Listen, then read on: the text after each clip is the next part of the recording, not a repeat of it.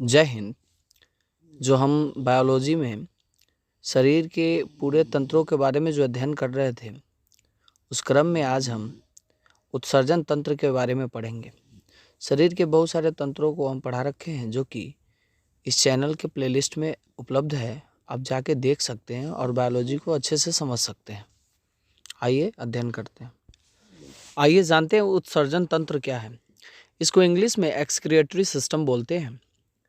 जीवों के शरीर में जो विषैले अवशिष्ट पदार्थ जमा होते हैं, उनको शरीर से बाहर निकालने की जो प्रक्रिया होती है, जो प्रोसेस होता है, उसे ही उत्सर्जन कहते हैं। ये विषैले पदार्थ क्या होते हैं?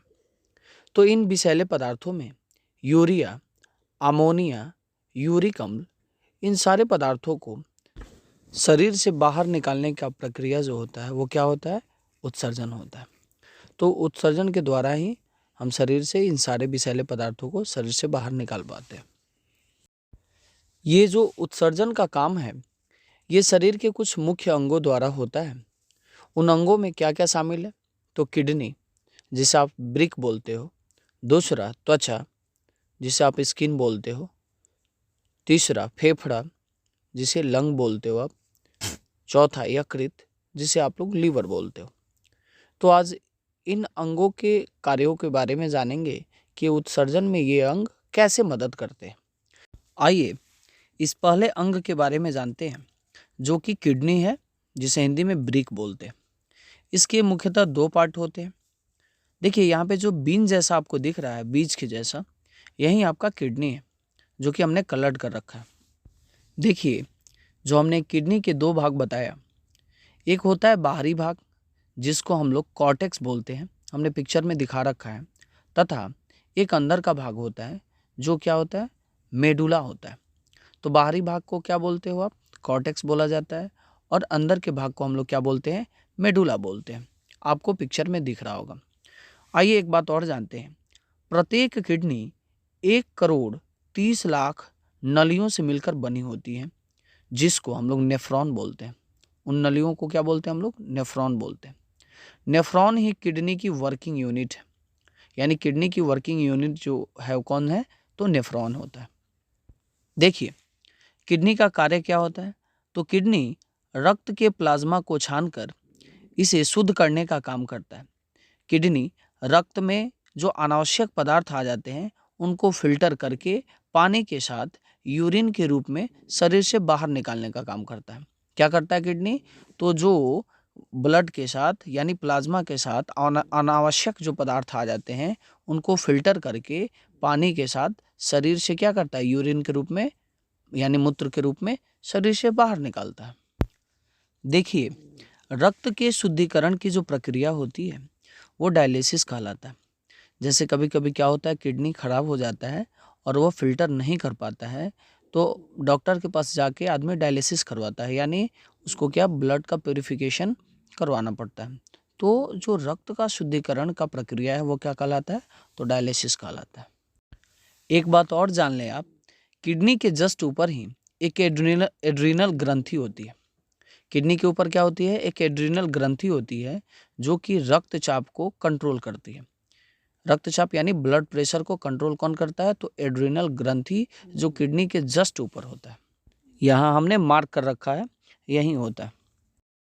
देखिए, जो शरीर से यूरिन निकलता है, अर्थात शरीर से जो मूत्र निकलता है, उसमें 95% पानी, 2.7% यूरिया, 2% लवण अर्थात सॉल्ट, और 0.3% क्या होता है? यूरिक अम्ल पाया जाता है।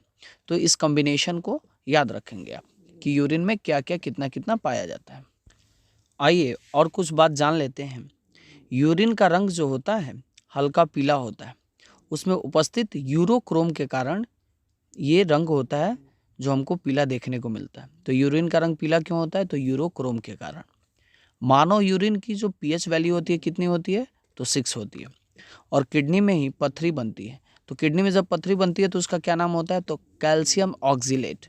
किडनी में जो पथरी बनती है, उसका रासायनिक नाम क्या होता है? तो कैल्शियम ऑक्जिलेट होता है। तो ये इंपॉर्टेंट बात याद रखेंगे।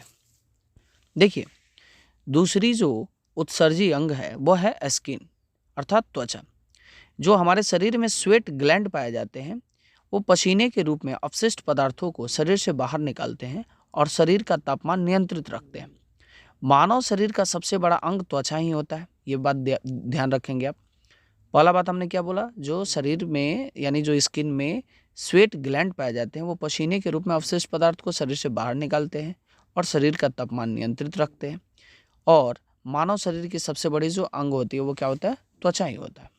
देखिए, अगला जो हमारे शरीर का उत्सर्जी अंग है वो है लंग्स अर्थात फेफड़ा। यह क्या करता है, तो मानव शरीर में जो CO2 का उत्सर्जन होता है वो लंग्स के द्वारा ही होता है। अब आइए जानते हैं कि शरीर में CO2 बनता कैसे, उसके बारे में जान लेते हैं। देखिए, जो हमारे शरीर में कार्बन डाइऑक्साइड का निर्माण होता है वो शरीर के ऊतक द्वारा होता है।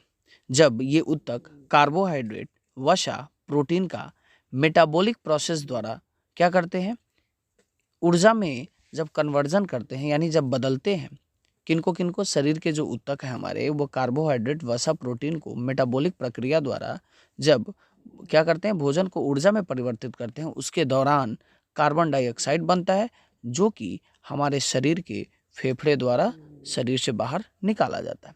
तो इस बात को अच्छे से ध्यान रखेंगे। हमारे शरीर का जो अगला उत्सर्जी अंग है वह है यकृत अर्थात लीवर। ये क्या करता है, तो ये हानिकारक पदार्थ जैसे अमोनिया, इसके अतिरिक्त प्रोटीन जो बच जाता है उसको क्या करता है, यूरिया एवं यूरिक अम्ल में बदलकर किडनी की हेल्प से उत्सर्जित करता है।